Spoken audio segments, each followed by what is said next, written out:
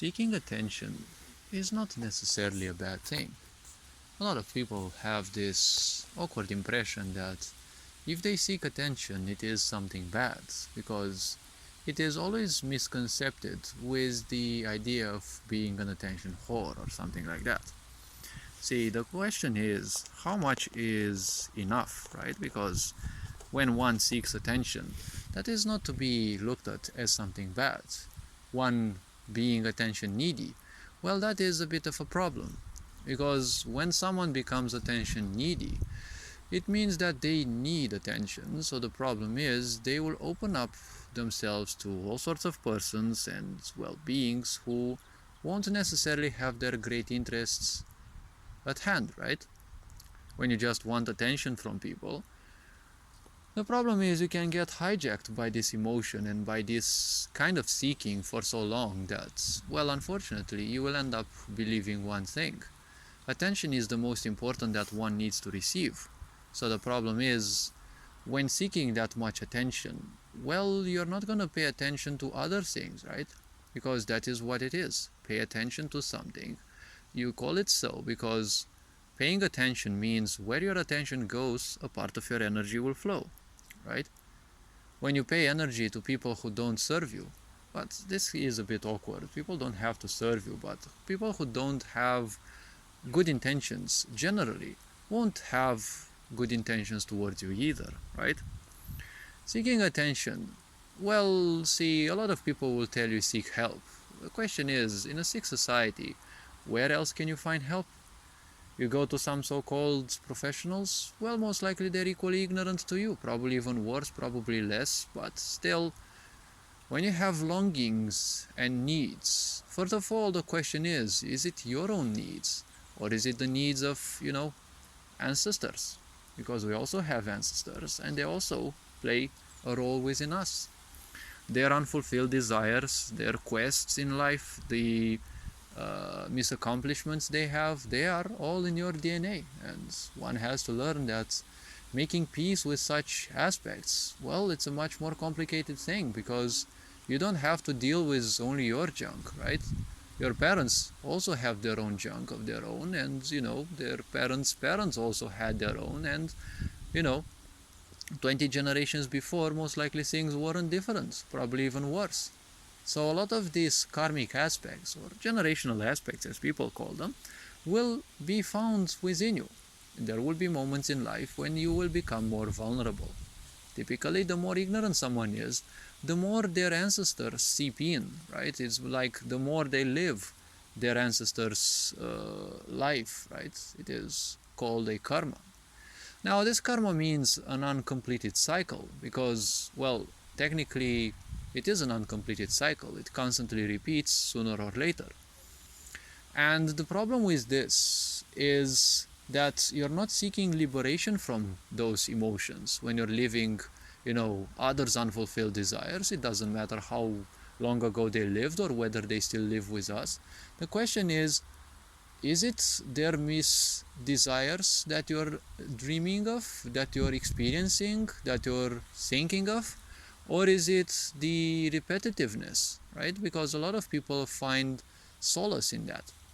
Say someone feels bad and they do something, right? It is an impulse. We don't know where it originates from without certain spiritual study. But the point is, they end up doing it again, and they end up doing it again and again. For some reason, it gives them a certain sense of probably with some few people belonging, but at the same time, it gives them a sense of doing something different than they typically do. This is something very tricky. Now, attention seeking, let's not deviate from the subject. See, attention seeking is not something bad, because as long as you're not hurting others, well, it is not something necessarily bad. But the problem is, if attention seeking turns into attention needing, then one needs to start making amends with certain aspects within themselves.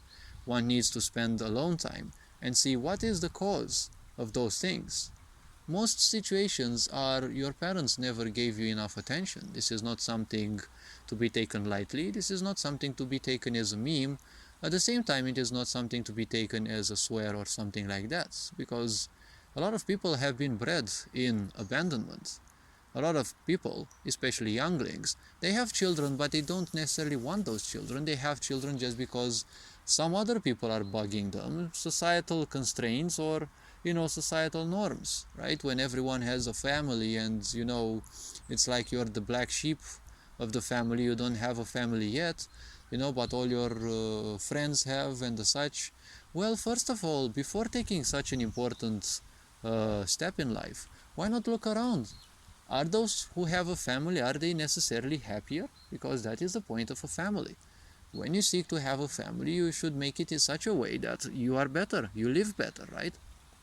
You have a better life.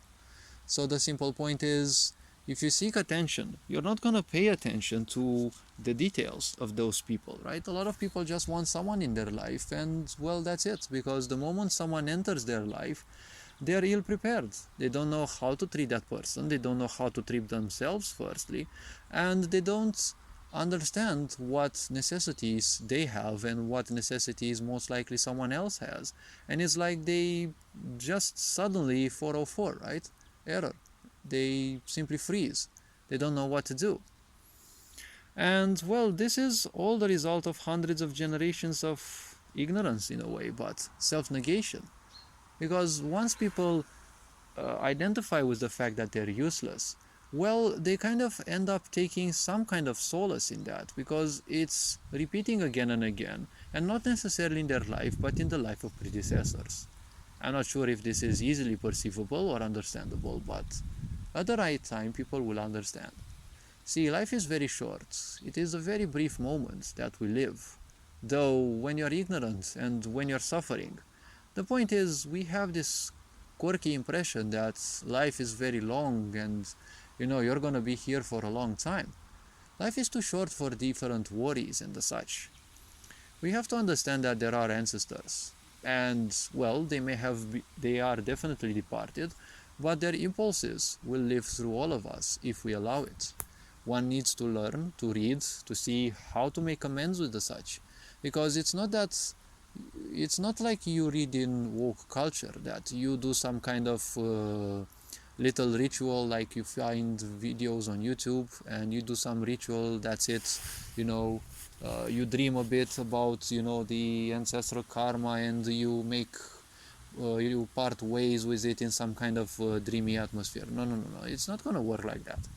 Every year you need to have some rituals in which you remind yourself of your ancestors, their struggles, their times, because technically your talents, who you are, what you are, is a result of them.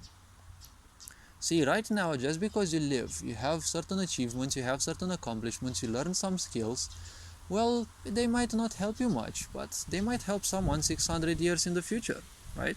If you have children and your legacy is continued, directly it will influence someone. If the legacy is broken, it will still influence someone, because the collective existence has a certain influence upon everyone, right? Because nothing exists separately, one may say. So this being said, hopefully this made a bit of sense. Hopefully this video raised a bit of awareness. You are appreciated. Hope to see you in the next video. Take care, enjoy life. Ferenjan Board signing out.